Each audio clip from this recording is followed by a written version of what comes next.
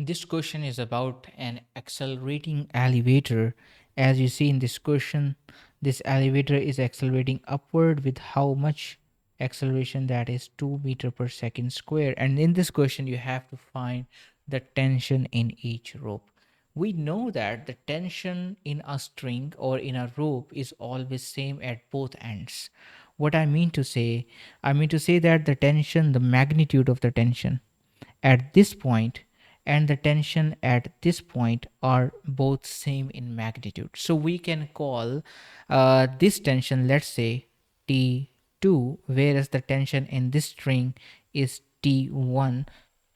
We can find easily their tensions, but first of all, we have to draw the free body diagram. So let's say this is the upper block that is attached with the string AB, and this is the force upward that must be greater than the downward forces, because we cannot ignore this fact that it's accelerating upward. Okay, so that's why we must draw this vector, longer vector. All right, so this is the tension T1 in magnitude, whereas the other forces which are exerted downward, the first force is the force due to its weight, 10 kg. So that is, let's say it is m1 and this is m2, so I can say that m1g.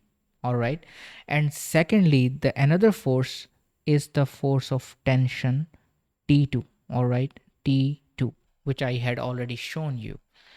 Together, all of these three forces are not balancing each other because that's accelerating system. So what we can do, we must apply Newton's second law, because that is always applied for the non-inertial frame of references. All right, it means that the object, if the object is accelerating, you can apply this law. So the resultant force or the net force is m1a. And what is the net force? We see from the free body diagram that the T1 minus M1G and minus T2 is equals to M1A. So you will see that in this equation we have two unknowns, and in fact we have two unknowns. So that's why we need two equations. Second equation we will get from the second free body diagram. So if I plug the value, let's try to make one algebraic equation. So it must be 10 times 9.8 is 98 Newton minus T2 is equals to 10A.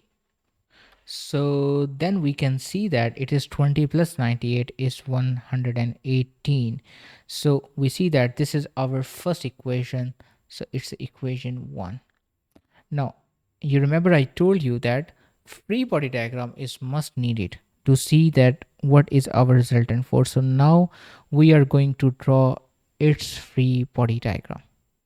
So, well, in this free body diagram, you see that the one force that is applied upward must be greater. Okay, once again, the same reason that this elevator is accelerating upward. So, I can say that this is the T2 that is applied upward on this 10 kilogram, whereas the another force is its weight. Once again, that is M2G, as it is not attached with a third rope. So don't you think these are the only two forces exerted on this? So if we apply Newton's second law once again for this lower block, so then it should be T2 minus M2G must be the resultant force, must be the net force, sum of all forces along y-axis is equals to M2A. All right, so we can easily find out the magnitude of tension T2 in the rope CD. Minus M2 is 10 times 9.8 is 98 is equals to 10 into 2, because acceleration is same. So what we have found that the T2 is 118 Newton.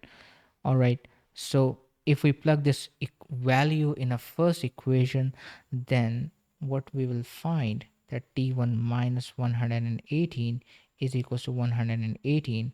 All right, and finally T2 must be equals to probably 236. So it is 236 Newton. This is a magnitude of this tension.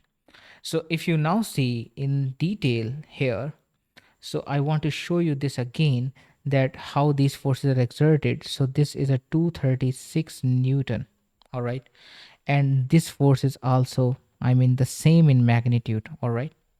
So 236, whereas this T1, okay, my mistake, that was 180 Newton, as it is less, all right, because the first rope AB is bearing the weight of the both blocks, so that's why its magnitude is more. You have seen 236 Newton. This is how these forces are working, and don't forget the weights also in picture.